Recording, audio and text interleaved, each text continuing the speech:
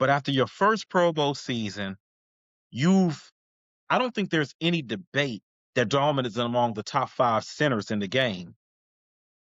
At 27, just going to your first Pro Bowl, you've got one of the ascending talents that you're snapping to in Caleb Williams. You got one of the premier offensive minds coaching your team. This is the time where you think about, man, I want to get that gold jacket and go to the Hall of Fame. I've had a productive 5-year career. I just went to the Pro Bowl. I'm 27 years old.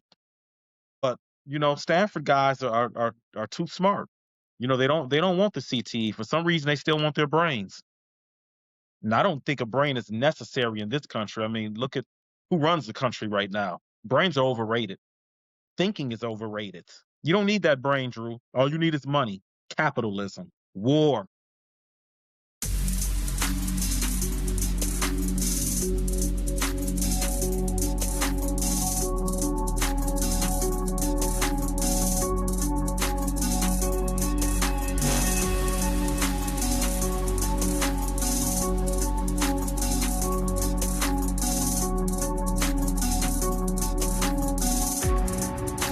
Is Sam Darnold one of the greatest gingers of all time?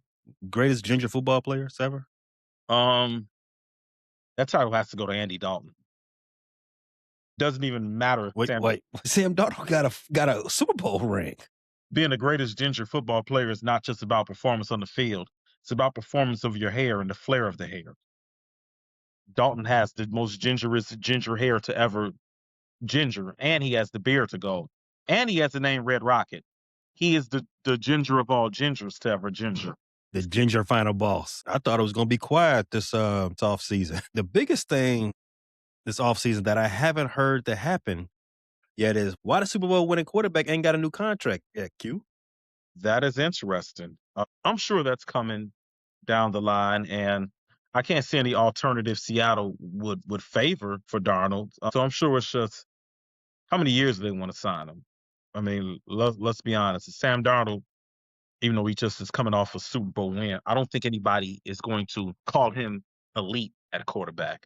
And maybe the general consensus is wrong. Maybe he should be in that upper tier of quarterbacks of the top 4 to top 5. But I think Sam Darnold is respected around the league, but there's no one I haven't seen anybody venture to call him elite or even knocking at the door of elite. Do you think this is like an anti-ginger movement coming out of Seattle? Like, why are they not giving him contract? I don't know. Seattle did not offer me a workout when I was in my football playing days either. So maybe it is an anti-ginger thing. It could be. You just win a Super Bowl with the quarterback. He performs well. I believe Sam Darnold was named to the Pro Bowl. I think it would be easy. He was. He's not even 30 years old yet. You lock him in for 5 years, right? But maybe Seattle feels like we've moved on from Russ and Geno outperformed him the next year. We moved on from Geno. Darnold outperformed him. Maybe Seattle was just saying they don't need a elite quarterback to win Super Bowls. Whether you feel like Russell was elite in his career at his peak or not, that's up to you. That's user discretion. But he was not elite when they won that first Super Bowl. I think we can all agree with that. No, I would not call Russell Wilson elite when they went to the Super Bowl that first year. Yeah. So Seattle's won 2 Super Bowls with this formula of being carried by a secondary and running game. You're right, though. Seattle is they've been a little weird to start this offseason. They win the Super Bowl, then they put the team up for sale, even though it's quietly up for sale. The Super Bowl long MVP before. doesn't have a new deal either. No. Segue. Kenneth Walker. They're not tagging him. He's available. He's for the streets, as they say. It's a lot of moving parts going on in this NFL offseason before even free agency is even officially started. But we are a few days post-Combine, and I did want to talk Combine majority of this show, but damn it, Q, like we said, the football is going to football.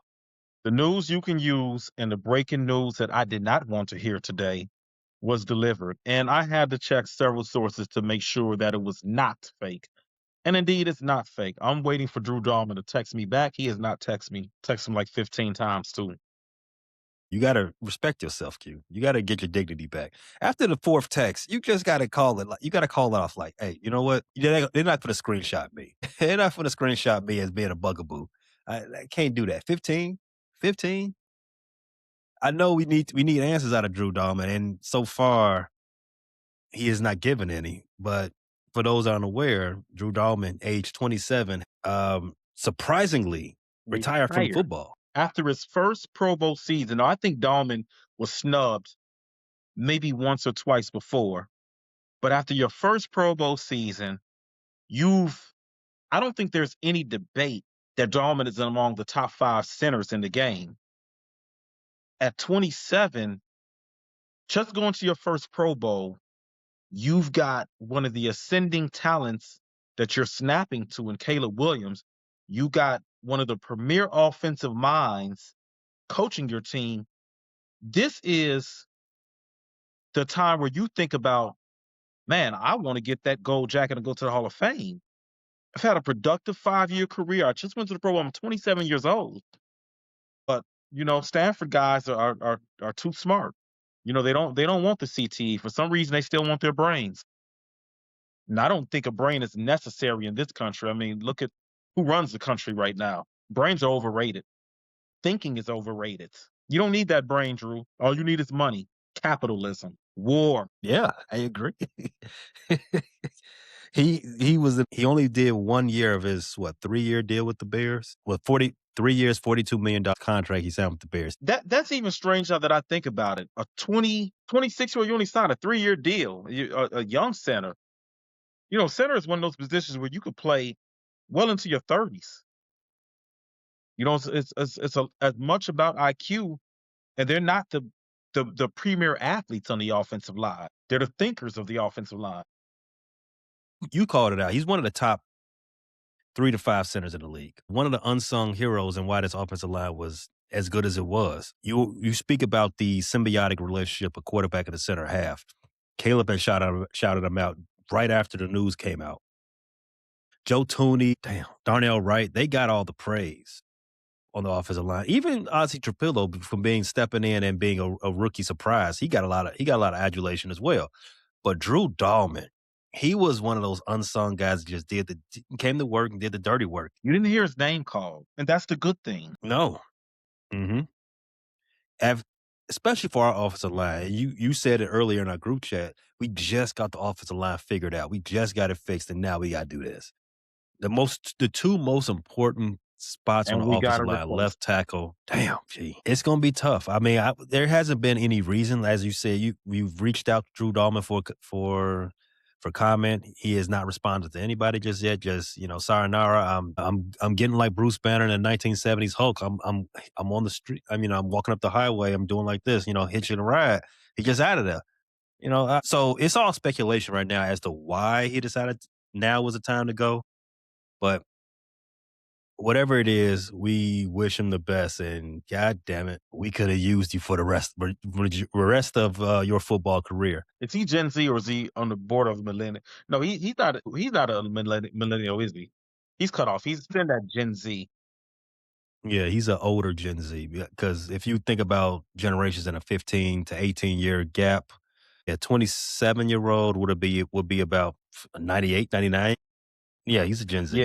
Yeah, they're weird. They're weird. Yeah, Q. You already say you don't need a brain, and now he's like he's weird for his generation is weird. Yeah, I don't know what's wrong with this generation. You're not wrong. They don't want the glory. You're not wrong. You want to retire with all your body parts. First of all, you don't walk away from the game; you limp from it. You know, That is you facts. you see the goats of the NBA. Jordan limped out of here at 40, knees not working, ribs broken on a lottery team. LeBron is out here being a traffic cone, still playing good ball, but just not doing it on the defensive end. I'm sorry, Rick. I don't mean to step on anybody's toes over there, the NBA portion of the frustrated Chicago sports fan, but yeah, I don't know. Us millennials, we went out on our shield. Evander Holyfield had to get his ear bit off. His face is permanently swollen. He can't even put together a logical thought. They had to drag him out the ring. Mike Tyson's still out there getting punched on by Disney kids. That's the way we were brought up, you know? Somebody's going to Maybe, drag me from this podcast. I plan to be old, senile, and full of dementia, shitting myself at the old people's home at this podcast before I get drug off, full of dementia and full of takes, huh? just like our president. So there is one small sliver of hope. Not hope, but I guess there is one little ray of good news coming out of the Drew Dalman retirement. The Bears are looking for some cap savings somewhere. Drew Dalman cap hit this season was going to be $14 million. Well, if you sign Tyler So, Lindenbaum, you're going to spend even more because Tyler, hmm, of the 3 to 5 centers that are maybe better than Dalman in this league, Tyler is one of them. The 25-year-old is a 3-time Pro Bowler. I like Dalman's fit with Ben Johnson's scheme because he's probably a little bit more fluid of an athlete. But Linderbaum is probably better overall and more of a bully in the run game. So, and he's probably going to cost more than Dalman. damn, Linderbaum from the Ravens, right? Yeah, and they're not going to tag him, and doesn't look like they're going to be able to afford to bring him back. Mm-hmm. That's okay. We shall see what the Bears decide to do. This is just one more thing on the plate of Ryan Poles and Ben Johnson. But if they've shown anything the last year, maybe 2 off seasons, they know how to cook. Let him cook. We'll talk later about incoming rookies because maybe they can find a rookie that can step right in the center. They found Ozzie Trapillo. Maybe they can find a center. We'll talk more about that in the combine portion of this episode, but let's stick to more NFL news. So you brought up Linderbaum as a potential free agent. There's also the trade market out there that's already getting hot and heavy. There's players who didn't get tagged, Kenneth Walker, to name a few. Our good buddy, King David Montgomery, he got traded yesterday. David Montgomery was traded for 3 picks and a player. That is crazy to get that for a veteran running back. It is crazy to get that for a veteran running back, and the Bears had a quarterback on the market and couldn't get a fifth. I will forever be mystified at how that goes. But to keep it local, the thing that's important that you get out of the combine is all the business deals, the handshakes, the talking between agents and teams. For the news coming out of the combine for the Bears, Von Dexter, Tremaine Edmonds, Tyson Bagent, and DJ Moore all have trade markets. People are talking to the Bears about trying to get them guys. Q, out of those 4 names, I mean, first, who shocks you the most as having a trade market? It would be Tremaine Edmonds for the fact that I don't think he had a strong season. I think he makes plays. It's strange because he had a lot of interceptions. I believe he led all linebackers in interceptions, but I don't think he's particularly great in coverage. He understands where to be in zone, and he's long and he reacts well. But as far as man coverage, he's not particularly good. He hasn't been very good in the run game. And not to dog him too much because I think he's an NFL starter at linebacker. But he's getting paid. He's getting paid what you would expect out of a Pro Bowl player at that linebacker position. So that's why it surprises me. And then in addition to that, I think I think even if he isn't traded, he's not going to be on the 2026 Bears regardless. You're going to be a cap casualty. So that's why I'm surprised he has a trade market because I would think teams would just want to wait for him. But I think the biggest thing with Tremaine is when he's cut, he'll land with the team, and he'll probably, if he has this choice, he'll probably try to go to a contender.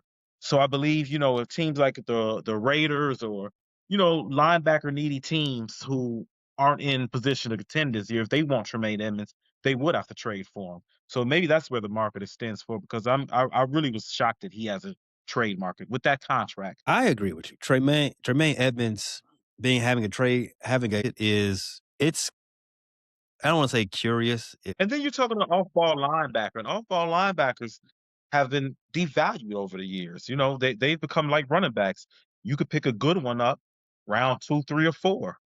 So that's why it's not a premium position. That's what makes it even more shocking with him. The thing, okay, Tremaine Edmonds, I want to be clear about this. Tremaine Edmonds is still a good player. He's still young, he's still athletic, and he's got a good linebacker body. He has the instincts. But we've said this for over 2 years now. For everything that he's getting paid, and for as good as he is on paper, it doesn't show up on tape.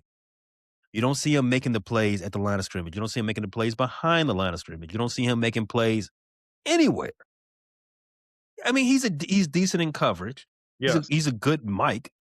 But when he got injured this season and his backup stepped in, DeMarco Jackson, he jumped off the tape. He jumped off the field. Especially in run defense, where you would miss Tremaine is, like you said, he's a good player. I don't want to devalue him too much. And I think one of the best aspects of Tremaine won't show up necessarily on film or in the stat sheet because you see the adjustments to the line of scrimmage.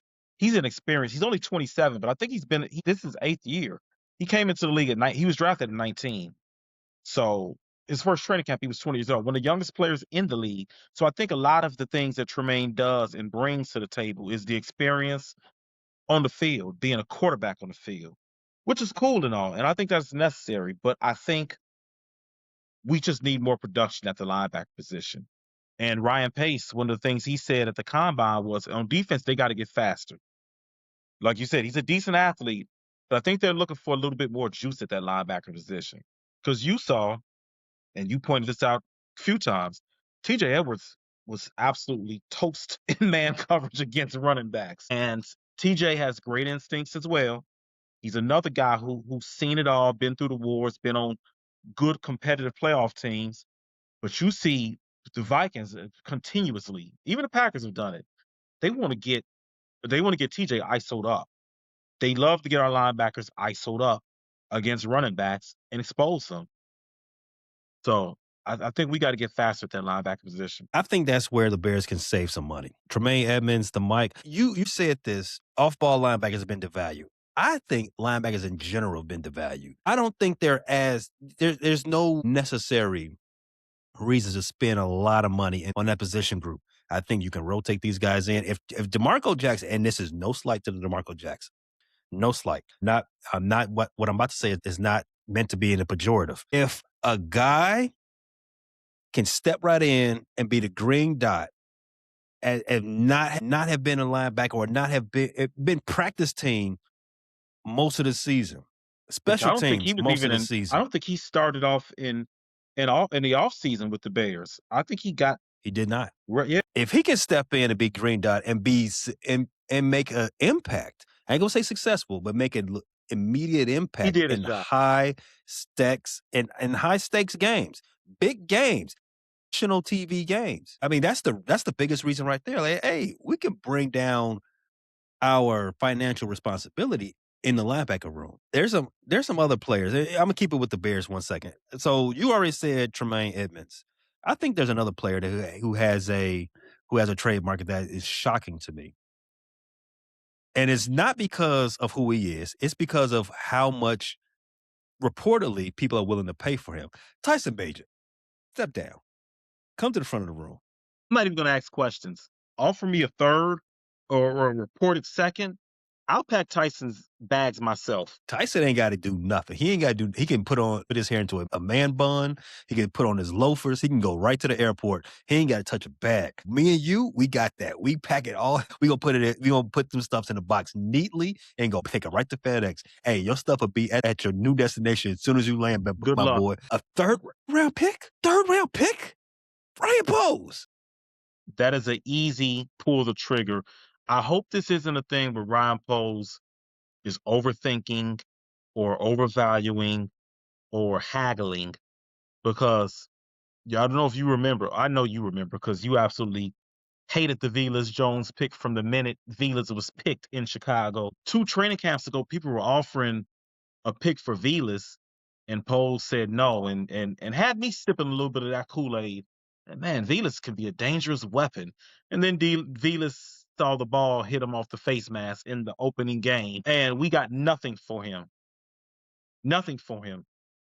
If you can get something for Tyson Bagent, and I know there's a lot of fans that love Tyson Bagent, and you know what? He's grown on me too. I think he's good in the quarterback room. I like the evolution in his game that I've been able to see in the preseason. We have not seen in the regular season because, let's be honest, the small sample size we got in the regular season, that guy looks like a third quarterback. what we saw in this 4-game sample size. But here's the thing. Your franchise quarterback is Caleb Williams. Everything goes right. You're not going to see Tyson Bagent again next year. And if you got to see Tyson Bagent for an extended amount of time, guess what? The season's a dud. You're not winning anything. And if Caleb Williams does get hurt, I don't want Tyson Bagent out there. I want somebody out there that's going to get us a top 5 pick. I don't want to win 8 or 9 games. We're not at that point of our rebuild. So we're not rebuilding at all, but there's no reason. There's no reason to be a middling franchise. Shout out to the Bulls. There's no reason to be middling. I would say shout out to the Sox, but they're not even, Lord. Shout out Harry and JJ3, because to be able Don't shout them out yet. Don't shout them out yet, because what you're finna say has not been proven to be true. I need to see it. I need to see it in the studio first. But go on. But to be able to cover that team and to put on that smile face every time when you get in front of a mic is just amazing. That is amazing, because that team is uninspiring, to say the least. But yes, if we're out here, JJ3 don't smile. huh? You're right. He doesn't smile. JJ3 don't smile. He generally complains. If you remember how Kobe was sitting and celebrating that championship, that would be JJ3 if the White Sox ever win another World Series or the Bears win a Super Bowl. He would sit there angry with the trophy. You say something that's exactly my sentiments. There is a reason why you want to keep Tyson Bagent around, because in case there is something that goes wrong with Caleb, God forbid he gets hurt or anything like that, you want to have somebody who wants to step in, knows the offense, and can keep the ship afloat. You want somebody you want continuity in that room more than in any other position room. But no, the fuck we don't. If Caleb gets hurt, it shit's a wrap. Pack it up. Let's start playing for next season. Adam Silver's trying to get rid of tanking in the NBA. We love tanking in the NFL. If you're not going to be in the playoffs, get a top 10 pick. Yes, that shit is that is a lottery ticket. Listen, you do not give away lottery tickets. Our last 3 top 10 picks, for reference, is Colston Loveland, Rome Odunze, Caleb Williams, and Darnell Wright. Our last 4. One is a special quarterback. One is an all-pro tackle. One is one of the brightest tight ends of the game. And Rome Odunze was among the league leaders in touchdown scores until he started getting banged up. If I'm not winning, give me a top 10 pick. I like my odds with the people in Hallis Hall drafting. So, yeah. Now, if Caleb is gone for 2 games, yeah, I'd love to have Tyson Bagent. But you got to look at the value system of a 2nd or 3rd round pick. Those are guys that could be starters in this league. I'm going to take a starter over a guy that we probably won't see every time. Caleb hasn't missed a game. I'm going to gamble on getting an impact player. Yeah. I don't even know why we have to make this a discussion, but I've heard. I don't know why either. I mean, that's exactly what I'm struggling with. Like, Ryan, what are you doing, bro? If these reports are true, bro. See, you mentioned the Bulls. The biggest thing the Bulls messed up. Shout out to Rick and Z, Chicago Bulls podcast. They messed up by not striking when the iron's hot. You didn't trade Kobe and the rest of them when their value was high. Levine too. You let them get hurt, and then you had to take 2nd round picks, pennies on the dollar. If Tyson Bagent is worth a 3rd right now, you do not let him turn into a Justin Fields. You don't let him turn into a 5th. You don't let Kyler Murray enter the free agent pool before you can trade him off. You don't let Malik Willis get signed before you get rid of Tyson. You make sure Tyson is gone first. You get everybody's best offer now. Tua and Kyler got to get cut. Nobody's trading for them with those contracts. Exactly. And there are a number of teams. I do kind of understand why the trade market is what it is. Tyson is young. Tyson is mobile. Tyson is thought of highly around the league. And he comes from a Ben Johnson offense. And there is a lot of teams who have no idea who's going to be under center next year. I mean, the Jets, no clue. The Steelers, no clue. The Cardinals, no clue. Dolphins, no clue. The Raiders it looks like they're going to draft Fernando Mendoza. The Browns look like they're going to go with Shador, but I don't know if that's a stable situation. There's so many other situations where teams aren't happy with it. Hey, what are the Vikings going to do? Are they going to run it back with J.J. McCarthy? So yeah, yeah, exactly. Strike while the iron is hot. Do not let that value decrease. Next year brings another wave of quarterbacks. And again, what good does a backup serve you? You can't play two of them. And the biggest reason why you want to strike with iron side, and I'm gonna just keep it a buck. Again, not as long as you a Bear, I'm a fan of you. And this is not to be in the pejorative, but we've seen Tyson Bagent play. And here's the thing: if you see him again and he looks like the Tyson Bet, you're not going to get any pick for him. Get rid of him now. Get rid of him. The fourth round too low. No, That's what I Q. said. We've seen him play. He is not a starting quarterback in this league. And he Not at all. and if I recall, he was undrafted. Right? Yes. Then you won.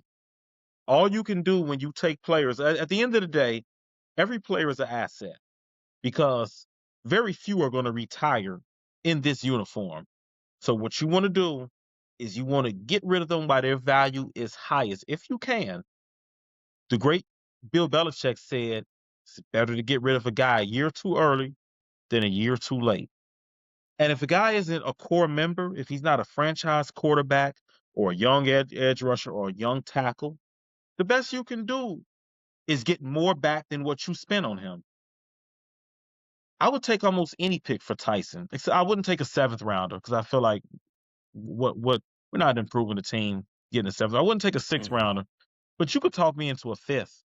If it's at the top of the fifth, I'll take a fourth. I'm packing his bags up for a four. But you know what? Yeah, shout out to Bill Belichick. He's always been smart. He's always been ahead of the curve. Get rid of a player too early than too late. And he does that on the football field, and he's doing it in his personal life. He's getting his baddies years too early rather than years too late. I honor that. Yeah. Smart man. Other players that's on the trade, that's rumored to be on the trade block. Obviously, Max Crosby. We'll talk about that in a second. But in our division, Minnesota Vikings, Javon Hargrave and Aaron Jones, they're going to be traded at some point. They're going to be cut before when the new league year starts next If they week. cut Javon Hargrave, I'll take a flyer. Easily. But here's the name that can really help us out. Now, Max Crosby, everybody knows the deal with this. We talked about it on 2 episodes already. The Bears are the favorites to get him. I think 2-1. I think they have better odds to get him Max Crosby than the Raiders do right now. Yeah. But obviously, the Raiders feel like they can get a Micah Parsons type deal. They are dead set on 2 first rounds and a player. I don't think they're going to get that. I will hope they don't get it from the Bears. Not from us, yeah. Max Crosby, great football player. I'm gonna leave it at that. Shout out to Tiff. But I am not willing to.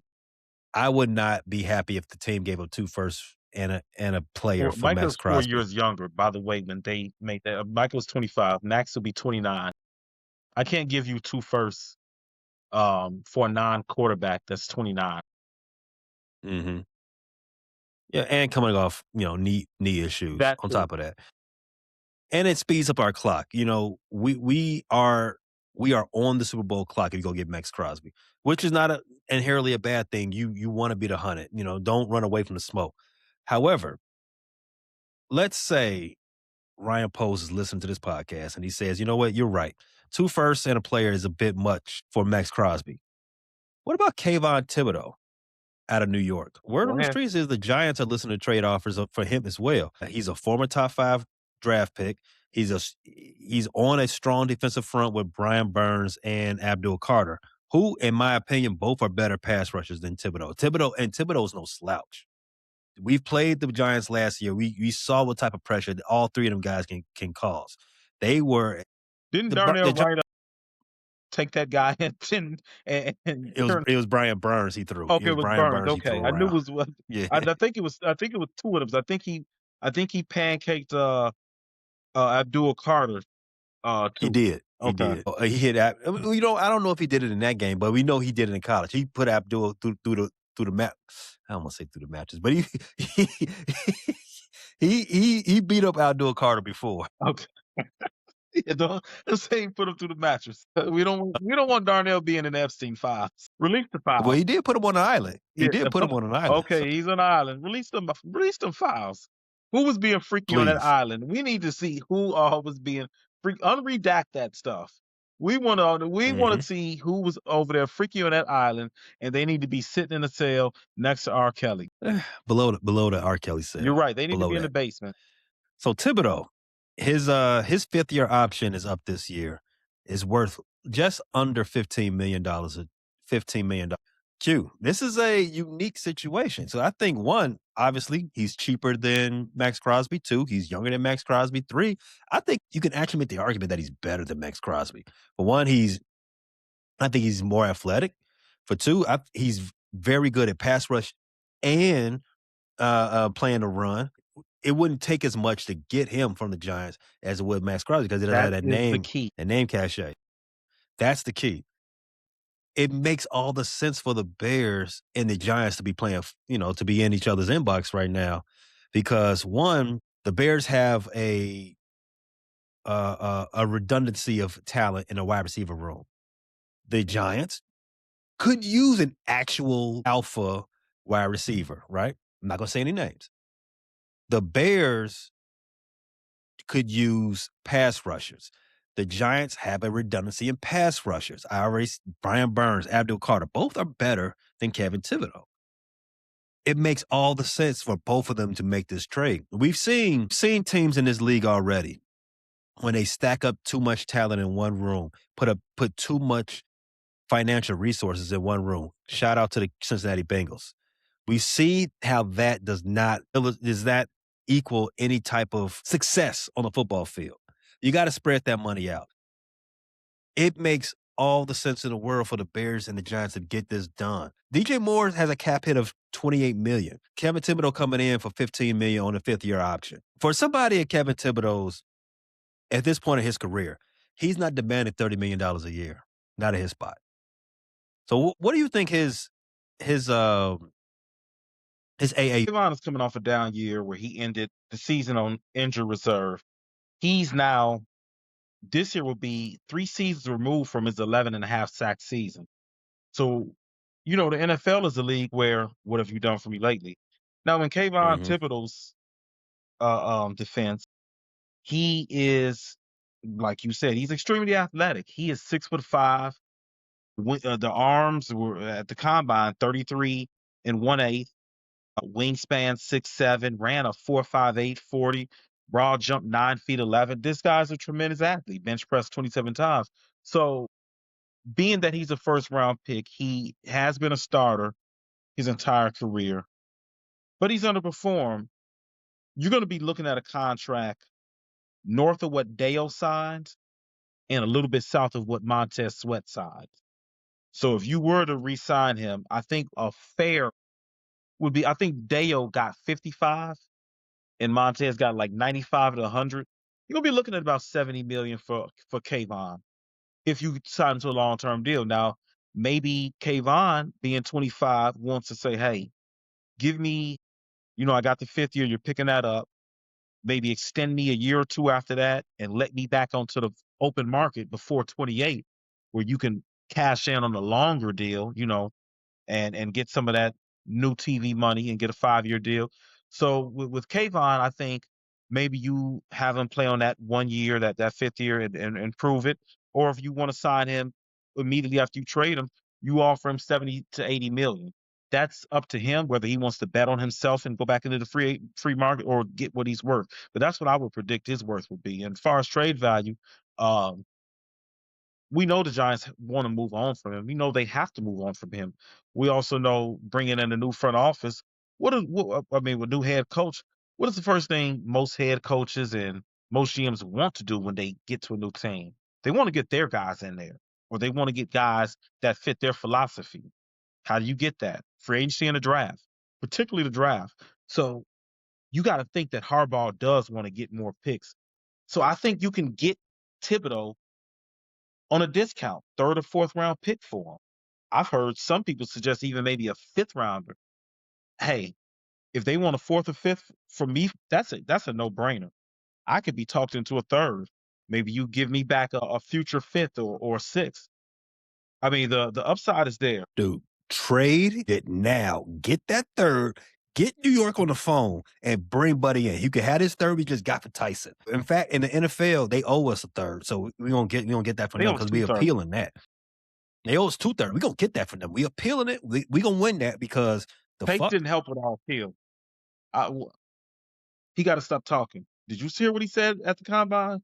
Ocho and Shannon What'd he got say? on him today about it. He finds it strange that the NFL has the deal for minorities getting hired. And he said, I know the Chiefs got picks for me, but he finds it strange. And that was just an odd comment to make about those picks. So yeah, Shannon and Ocho got on him a little bit. So I don't know if Pace was saying that he needs to clarify those comments. I don't know if he was trying to make a all lives matter type thing, but Shannon and Ocho said it's strange that the NFL doesn't have more minorities in a position of authority in NFL. So we got to talk to Pace about that. Like, what did you mean? Pose. Sorry. Okay. We gonna get them picks. I am confident that the NFL gonna say, you know what, we messed up. We gonna run you them picks. And then we gonna run them picks right to New York. And we gonna get Kevin Thibodeau. And we gonna get him for a contract that's cheaper than DJ Moore is on right now. And that's how it all works out, Q. Are you in Atlanta right now? Yes. You need to march down there to the Falcons headquarters and tell them cut the crap. Because Ian Cunningham is your GM. Just stop it. Just stop with the Matt Ryan stuff. Matt Ryan ain't done nothing in nobody's front office at all. And you gonna tell me, come on, man, close that loophole. I need you to march down there right now. Get off this podcast and tell the Falcons cut the crap, and we need our 2/3 from the league. I'm gonna go right over there to Flowery Branch and holler at them right after the Magic City game on Monday. I'm on that. I'm putting that right on my list. Please do. Don't get distracted down there in Magic City either. But here, you mentioned this is where you would see a potential contract would be in between Montez Sweat and Dayout. So Montez Sweat, for just for reference, he signed a 4-year, $98 million contract with the Bears. His base salary is $20,900,000. Workout bonus would take him over to 21,000. Take him over to 21 million. His cap hit is $25 million. Dead cap at $8 million on the third league day, which is next week. $1 million of that salary becomes fully guaranteed. So if the Bears decided, they want actually any of the things that we're talking about is not up their alley and they want to actually do something real freaky and create some cap space. And, Montez Sweat, his name has been bandied out there a little bit. So, stay tuned. I don't think we're in a position to lose Montez yet. I know Bears Nation gets down on him because, we want him to be an elite pass rusher. Montez is still a very effective player. But another double-digit sack season. And actually, that contract isn't looking that bad anymore. You said 20. Yeah, that's not bad at all. 21 million for a guy giving you double-digit sacks. That's about the going rate. So out of the players I named, in fact, if I didn't name anybody, is anybody else out there that's may become available that you would be interested in for the Bears? There are guys that become available that I would like in a rotation. Like, I wouldn't mind bringing back Khalil Mack to give me some snaps, provided that, it's on a veteran discount. I wouldn't mind Bradley Chubb providing some depth. Guys that come in and give you 20 or 30 snaps. Veteran guys, they know how to play. They can still hold up well against the run. They can give you some pass rush. I wouldn't mind a Khalil Mack or Bradley Chubb. I know Jalen Phillips has a lot of ability, but I don't know. He's just a guy that you're going to pay a lot for him, and you haven't seen a lot yet out of him, if that makes sense. So, do you want to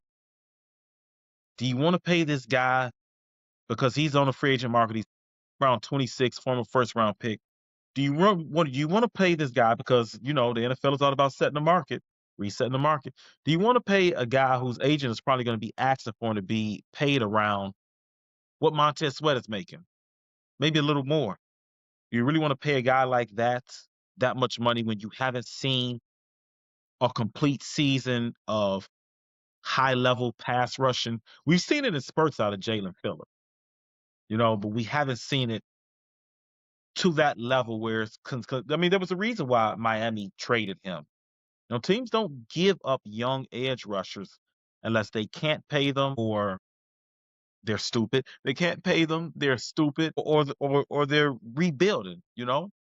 In Miami, yeah, they're rebuilding, but you see the Browns haven't given up on Garrett, and they're in a Mhm. perpetual state of rebuild. So edge rushers, those are guys you hang on to. So Jalen, would he be an upgrade over Austin Booker? Probably, but does he outplay Austin? But enough where, he takes over that edge rushing spot opposite of Montez and gives us the pass rush we need? I don't know. I mean, Austin Booker right now is a much better value.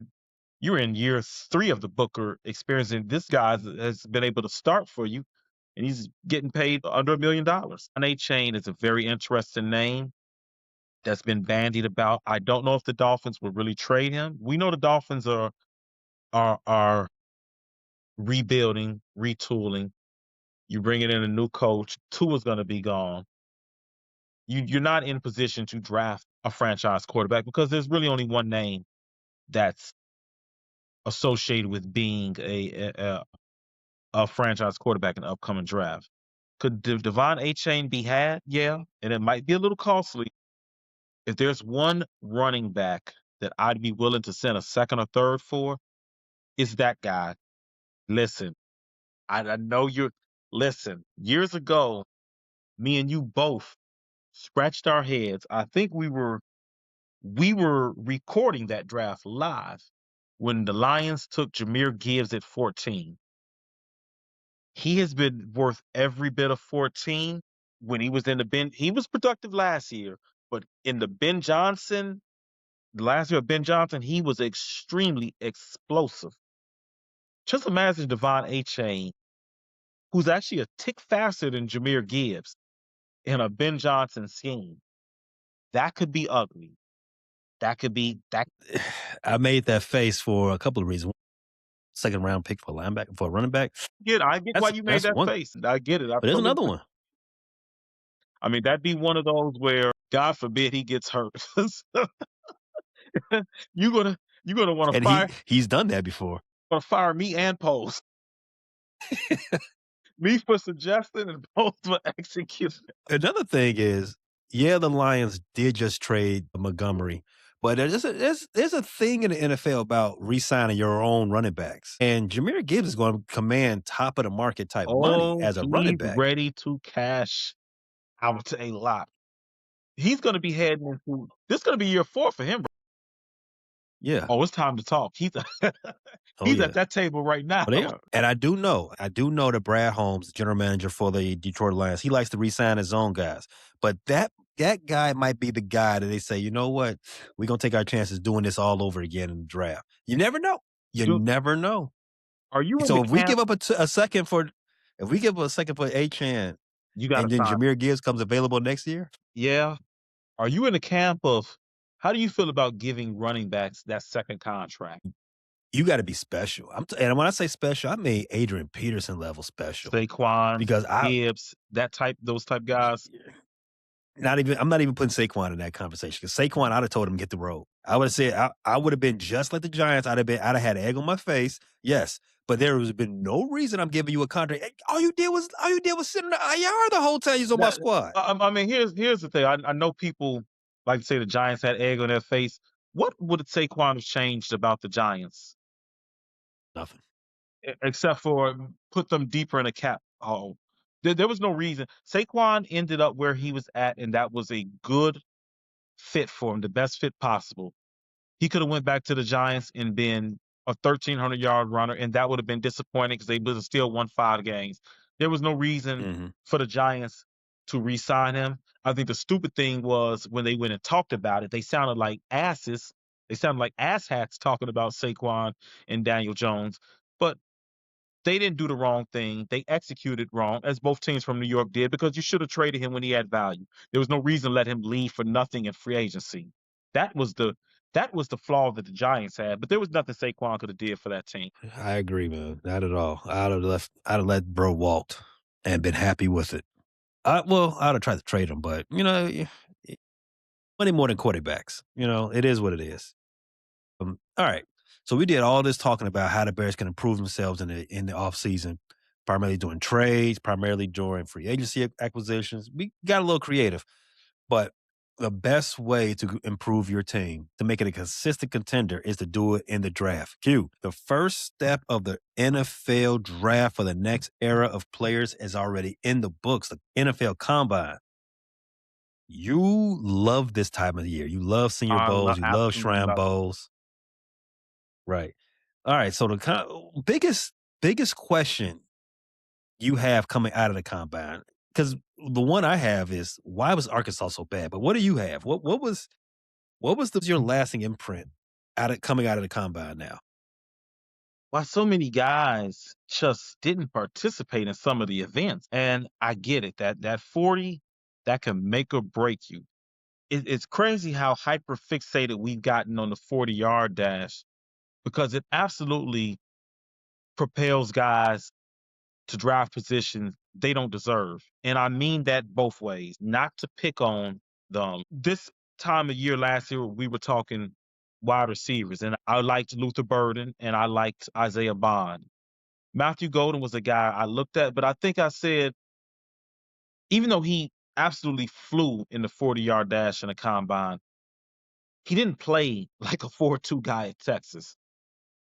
I didn't think he should be picked over Luther Burden. I didn't have a top 20 grade on him at all.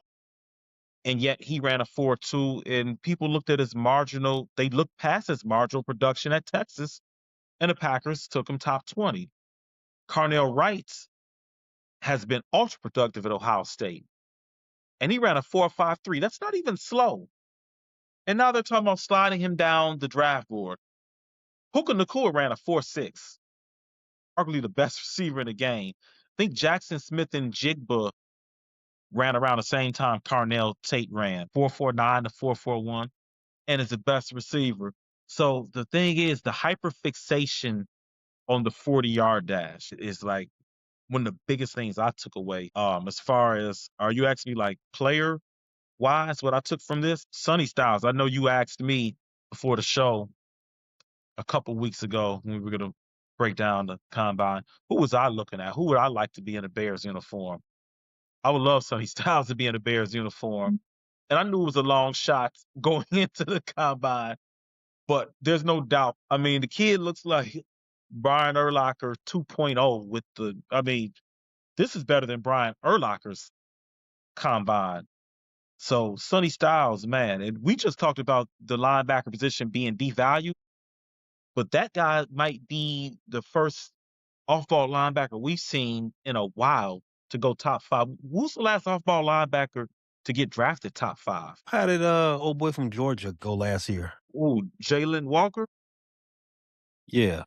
He went after up. He dropped all the way to like 15, and he's a hybrid, off ball and edge. And in the Falcon system, he's playing edge. The Falcons got him and Pierce? Damn. Yeah, well, Okay. I don't know if they'll have Pierce. Pierce might be in the Fulton County Jail soon. I don't see how that boy gets out of this one. I've seen lots of debates. Oh, he'll be back. I don't know. Them charges looking ugly, and a suspension is Yeah. looming. Oh yeah. That suspension is gonna be hefty.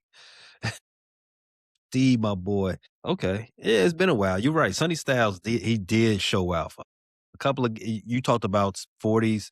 40s can get you a lot of money. Mike Washington. I told you, man, how was Arkansas so bad with all these? They had players at the combine getting bread. Getting It was getting busy. money. Made money. Mike Washington, 6'1", 223, 4.33 in the Was 40. he made in a lab? That doesn't even sound like a realistic. Unfair. You know, I haven't watched a lot of Mike Washington film.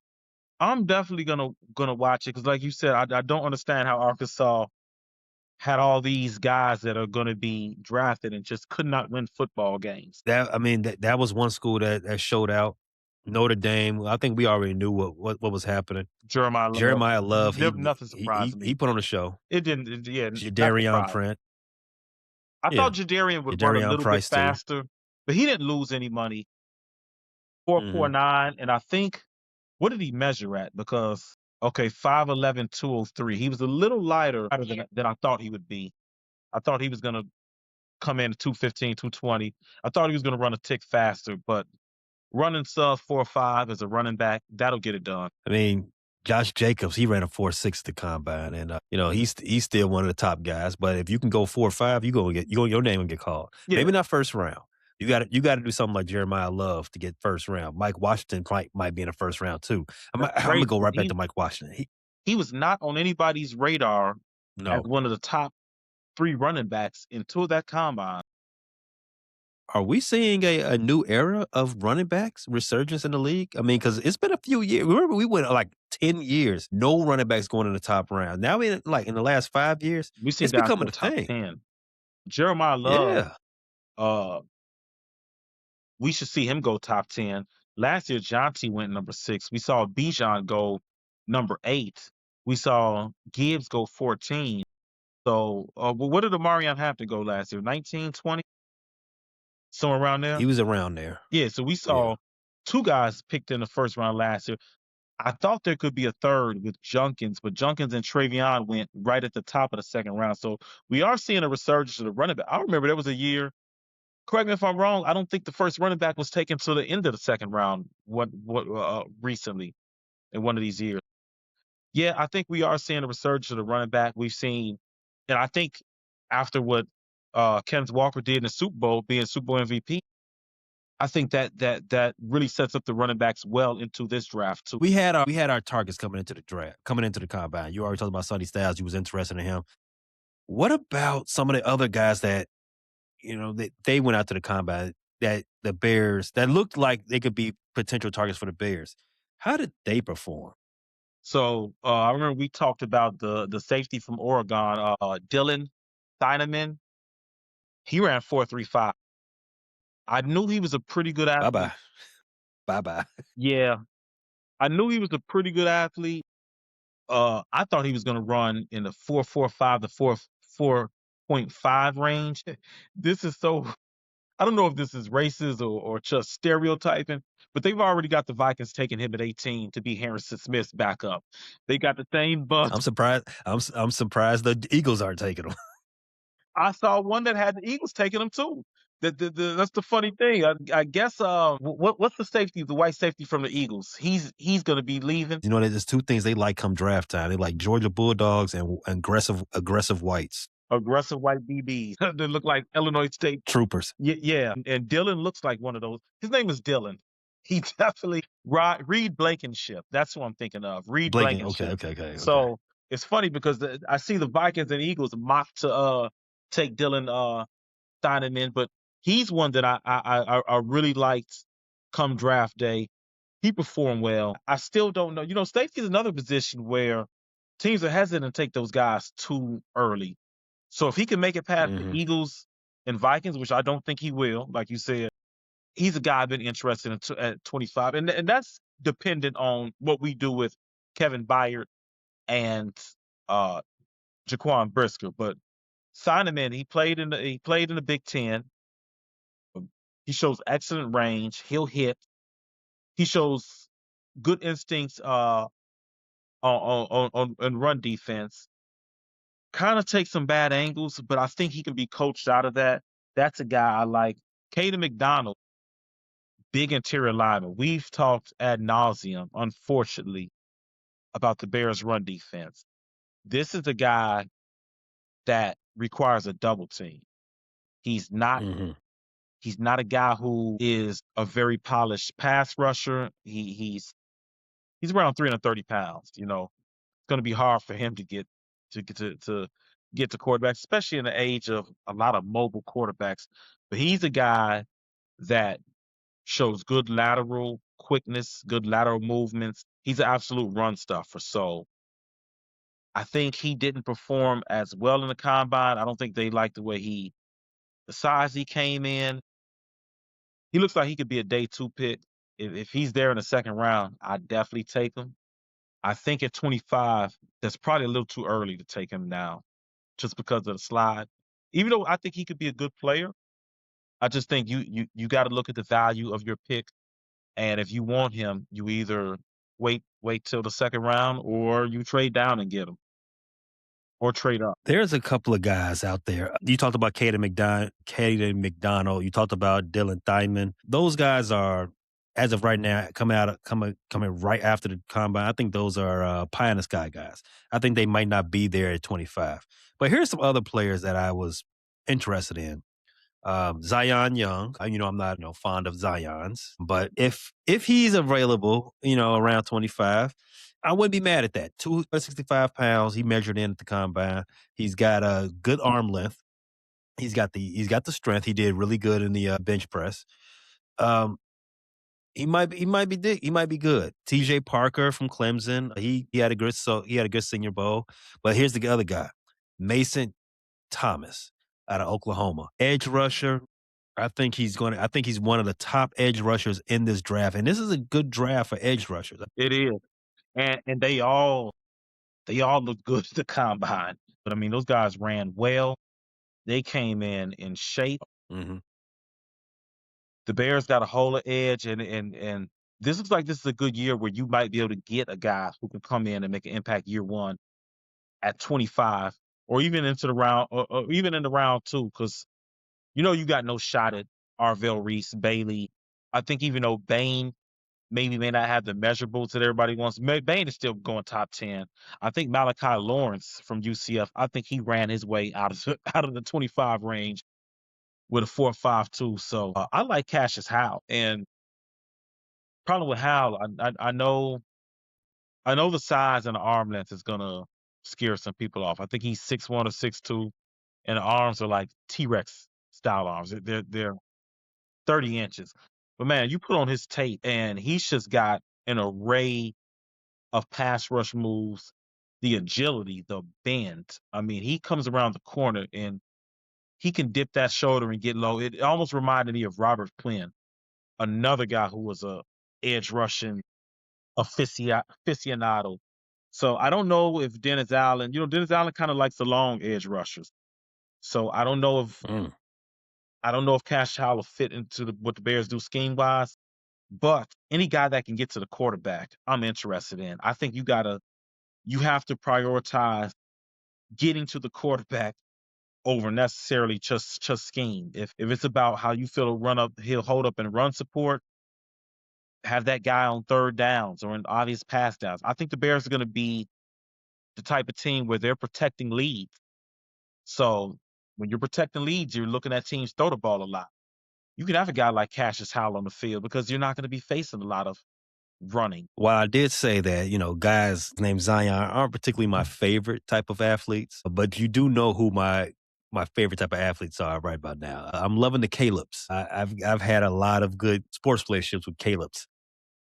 Shout out Caleb Williams, shout out UNC. Shout out Caleb Williams, shout out Caleb Wilson, shout out Caleb Haney, shout out Caleb Love, all those guys. And before the combine, I was thinking a different Caleb might not be available come 25, but after the combine, you had guys like Sonny Styles and Mike Washington and the rest. And, maybe they shot up some boards, and so maybe Caleb Lomu might be available. Come 25. The Bears need a left tackle in the worst way. No disrespect to Ozzy, but it's a dirty It ain't business, sounding bro. good. It ain't. But if the Bears can luck up and get Caleb Lomu as a top first round left tackle, I mean that'll solve some shit. There are a couple tackles that might slip to 25. How do you feel about Proctor? I know he's projected as a right tackle. I haven't got too much in the tape. He shows good punch. Obviously, he's a big dominant guy. He's 350 pounds. Shows good punch. Mhm. He gets out on the edge rushers quickly. He's got a good slide step. Yeah, could he fill in at left tackle? Is the question. We've done it before. We put a right tackle over there before and had good success. Ozzie was listen. Ozzie was a right tackle out of a nerd school. Mm. Proctor's a better prospect than Ozzie was. That's undeniable. So if we were able to convert Ozzie to left, I don't see why you can't convert Proctor. We know Proctor can come in and be a good right tackle. Would you have any interest in flipping Darnell Wright to the left side, or do you just leave an All Pro guy where he's at? No, 365 days ago, yes. But now that Darnell is an All Pro, I'm gonna let the All Pro stay where he at. Okay. Continue building on that. Continue building on the right side, and keep throwing other All Pro defensive edges into the air. And keep throwing them. Yeah, I don't, yeah, I'm not with moving Darnell. Although I think he could play left tackle. He's dominant at right tackle, and I'll take dominant over solid any day. We'll figure it out at left You mean tackle. both? Yeah, I'll take the dominant over solid any other day. I prefer leaving a dominant right tackle right where he's at. I prefer taking that dominant backup quarterback that we have, that everybody wants us to believe that we have, and flipping him for some Speaking of more speaking of pieces. 365 days ago, can you believe that 365 days ago it was a debate among the Bears faithful who should start at quarterback? I can't believe it. I remember it, and even though I love my Bears, I love the Bears, I love Bears Nation, but Bears Nation is as Meathead. stupid as the Meathead. meatheads. They're as stupid as half the country who votes. Yeah. And that's how we were in a debate over who should start between Tyson and Caleb. You In know what? 365 days from now, we're going to be in a debate about why were we in a war that we had no business in. We could still be in that war. Yeah, you're right. You're right. I think, everybody's upset about voter ID, and I understand that. I want to take it a step further. Let's get voter IQ. If you can't pass a certain, you can't vote. Let's put mathematical equations. Let's put multiple choice. Let's have a standardized test. If you can't get a certain score, certain IQ test score, a certain standard, you can't vote. Let's take it a step further. You can't vote if you can't pass that test, and you can't be on the message boards talking about who should start for the Bears. Bear down. Bear down. Thanks for listening to this latest episode from the Frustrated Chicago Sports Fan Channel. Don't matter if you listen to this on Apple Podcasts or Spotify, or watch it on Twitch or YouTube. Make sure you like, subscribe, share with a friend, hit the notification bell so you never miss a drop. And to all the guys from Chicago, we say three things: bear down, go Cubs go, and sell the team, Jerry.